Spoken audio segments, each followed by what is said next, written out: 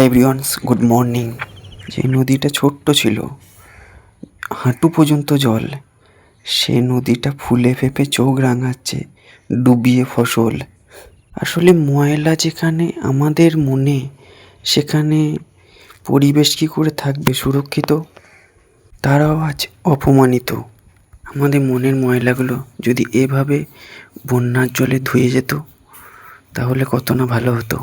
এখন মানুষ মানুষকে অপমান করে, অবহেলা করে।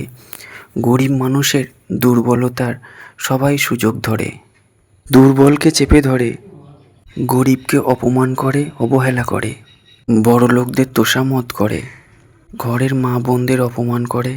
এমন যেন দুনিয়াটা চারিদিকে সন্ত্রাস ভরে, চারিদিকে কোথাও নেই সুবিচার, চারিদিকে শুধু কালো আধার।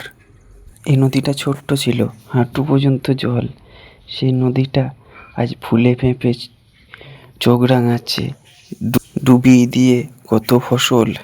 পৃথিবীটা চারিদিকে মিথ্যেবাদী, অহংকার, বিশ্বাসঘাতকতায় ভরা। যুব সমাজ মুখ থুবড়ে পড়ছে, মনুষ্যত্ব আজ বিকল পাড়া।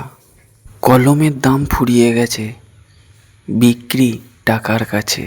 চোখ মেললেই দেখতে পাবে পৃথিবীতে কত রকমের মানুষ আছে। নমস্কার, আমার ব্লগটা আজ এই পর্যন্তই। দেখা হবে পরের ব্লগে। টাটা।